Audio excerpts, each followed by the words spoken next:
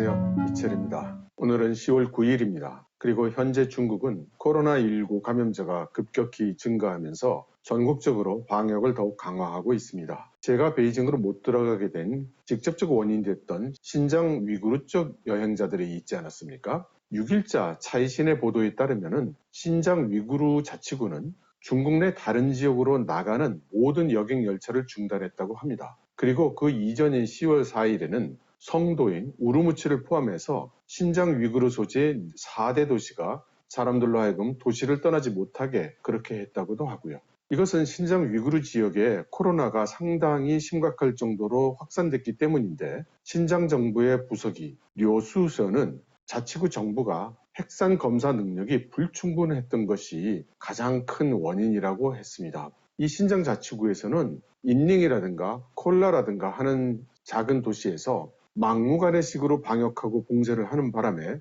갇혀있던 주민들이 나중에는 식량 부족, 의료 부족 이런 사태가 심각하게 생겨서 거칠은 항의 시위가 일어난 바가 있습니다. 결국 시정부가 인민들에게 사과하는 것으로 마무리됐었죠. 그리고 네이몽고 자치구 또한 상황이 심상치 않습니다. 10월 8일 일본 산케이 보도에 따르면 네이몽고 자치구의 경우에는 베이징에서 멀지 않기 때문에 16일 20차 중국 공산당 전국 대표대회를 앞두고 베이징시로의 감염 유입을 막기 위해서 경계를 높이는 것은 당연할지도 모르겠습니다. 그리고 네이몽고 자치구는 자기들이 10월 1일 날 대책회의를 열어서 네이몽고 자치구 바깥으로 코로나가 감염되지 않도록 확산되지 않도록 이렇게 지시도 내렸고 특히 베이징으로 유출시키는 것은 용서하지 않겠다. 이렇게 강조했었다고 하네요. 그리고 지인들에 따르면 상하이도 봉쇄 강화에 들어간 모양입니다. 소위 2+5 격리에 들어갔다고 하는데요. 아마 2일간 강제 격리하고 5일간 자가 격리하는 것을 말하는 것이 아닌가 싶습니다. 하지만 대부분의 사람들은 이러한 방역 강화가 순수한 방역 목적이라기보다는 말씀드린 20대 중국 공산당 전국 대표 회의를 위한 정치적 의도가 숨어 있다. 이렇게 보는 의견들도 꽤 많죠. 이런 시각으로 보는 분들은 시진핑 주석이 지나칠 정도로 경직된 무관용 방역 정책을 하는 이유는 본인의 사녀님에 유리한 사회적 압박을 가하고 있기 때문이라는 겁니다. 그런가 하면 그 반작용으로 장기간 지속되는 방역 정책으로 인해서 중국 경제는 큰 타격을 입다고 보고 있죠. 그리고 이젠 더 이상 숨기기도 어렵다는 겁니다. 영국 BBC는 중국이 현재 처해 있는 경제적인 곤경의 이유를 5가지를 들었는데 이 중 첫 번째가 바로 이 무관용 방역 정책이었습니다. 그리고 이제 중국을 제외하면 전 세계의 다른 나라에서는 이제 위드 코로나가 정착이 돼가고 있는 중입니다. 그러나 중국의 경우는 오히려 코로나에 대한 면역력을 전혀 갖지 못한 사람들이 엄청난 숫자가 남아있는 상황이 되었기 때문에 중국이 과연 어떤 출구 전략이 있는 것인가 이에 대해서 우려 섞인 관심들을 보내고 있죠. 이런 와중에 세턴 홀 외교 및 국제관계대학의 교수이고 글로벌 의료 외교센터의 소장인 황옌종 교수가 중국이 현재 방역 상황에서 벗어나기 위해서는 이렇게 해야 된다는 글을 Foreign Affairs에 썼습니다. 그 내용을 간단히 소개해드리면 다음과 같습니다. 우선 황 교수는 중국이 방역 정책을 완화하지 못하는 이유로 첫째는 만일 방역 정책을 완화했을 경우 중국의 의료 시스템이 감당할 수 없을 정도의 속도로 감염자가 확대될 것, 급증할 것을 두려워하고 있다고 했습니다. 그리고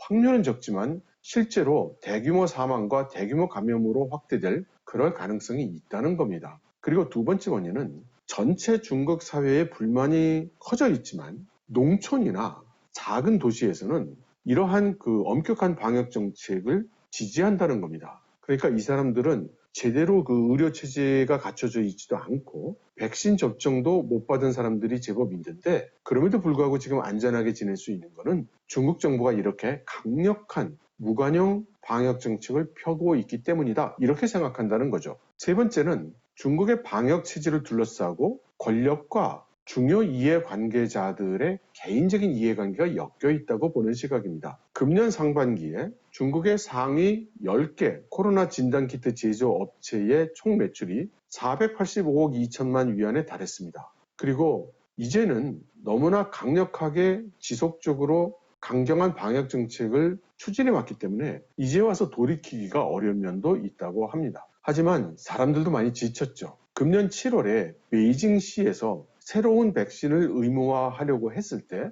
몇 시간 만에 중국의 SNS 안에서는 격렬한 반발이 있었습니다. 그래서 다음날 이 정책을 철회할 수밖에 없었죠. 칭화대학의 정유황이 수집한 데이터에 따르면 금년 상반기에 이미 46만 개의 국유기업이 문을 닫았고 310만 개의 민간기업도 문을 닫았다고 합니다. 그러니 2, 4분기 중국 경제 성장률이 0.4%에 그친 것도 이상하지가 않죠. 또 방역에 대한 사회적 비용뿐만 아니라 직접 비용만 따져도 굉장히 크다는 겁니다. 중국은행은 중국 전체 인구의 3분의 2 정도를 일상적인 PCR 검사를 하는 데에도 7천억 위안의 비용이 발생할 수 있다고 추정을 했습니다. 그럼에도 불구하고 중국에서 이 코로나가 완전히 사라지는 게 아니라 규모는 작지만 전국 방방곡곡에서 소규모로 계속 일어나고 있죠. 이제는 고위험 또는 중위험 지역이 3,500개 이상이 되었다고 합니다. 그래서 이 황 교수는 중국이 이 상황에서 빠져나오려면 다음과 같이 해야 된다고 제안을 합니다. 첫째는 언론에 홍보를 해서 이제는 코로나와 공존해야 된다라고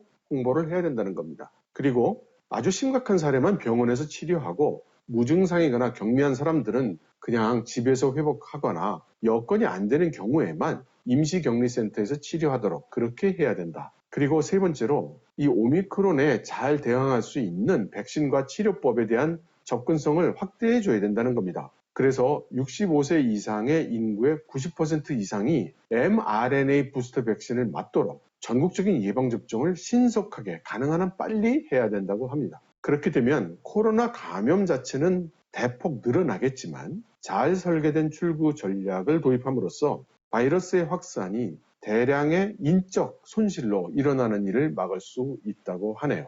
사실 지금 진행되고 있는 시진핑 주석의 무관용 방역은 전국에 있는 많은 중국인, 특히 도시에 살고 있는 사람들의 불만을 일으켜 왔습니다. 그러나 다음 주에 열릴 20대가 원만히 종료될 때까지는 아마도 이러한 엄격한 방역 정책은 풀리지 않을 걸로 보입니다. 예비 통계에 따르면 2020년 초부터 지난 2년 반 동안 중국은 이 코로나 사태 관련해서 문책을 한 공무원이 2천여 명이라고 합니다. 올해 6월 들어와서 원래 7+7이었던 방역 격리 정책이 7+3로 바뀐 것이 그나마 완화를 크게 한 것이죠. 그럼에도 불구하고 저는 7+3를 다 마쳤음에도 불구하고 베이징에 못 들어가고 있긴 하지만 말입니다. 이참에 하나 홍보 말씀을 드리면 제가 이번 토요일에 천진에 계신 분들을 대상으로 오프라인 미팅하고 간단한 강의와 Q&A를 가지려고 합니다. 많이 신청해 주시고 참여해 주시면 감사하겠습니다.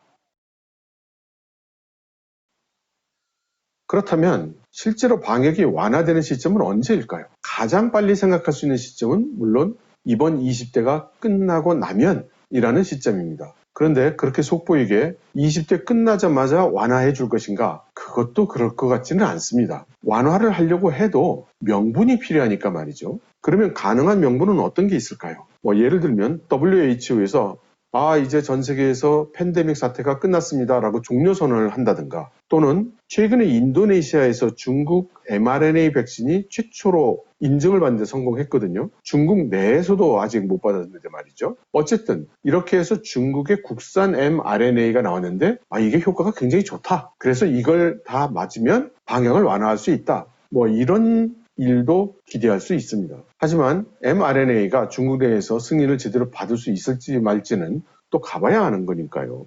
그래서 다음 시점으로 생각할 수 있는 게 내년 양회입니다. 내년 3월 달이 될 텐데요. 그때가 되면 공식적으로 시진핑 주석의 3년인과 함께 새로운 지도부가 출범을 하게 되니 그 시점 정도에 맞춰서는 방역을 완화해주지 않겠냐. 전국적인 축하 분위기를 불러일으키게 될 테니 라는 그런 생각도 해볼 수 있겠습니다. 반면 현재의 방역 정책이 더 강화될 수 있는 그럴 가능성도 배제할 수가 없습니다. 차이신의 보도에 따르면 10월 7일 엊그제네요. 후허하우터시에서 오미크론보다 더 전염력이 강하고 면역 체계를 더 잘 회피하는 하위 변종 BF.7이 발생했다고 합니다. 지난 10월 6일에 네이먼구에서 발견한 700여 건에 가까운 감염 사례가 모두 후허하우터에서 나왔는데 대부분 이 BF.7 하위 변종이라는 겁니다. 이 변종은 유럽에서 이미 먼저 발생을 했는데요. 이에 따라 미국 CDC의 연구원 왕위거에 따르면 이번 가을 겨울에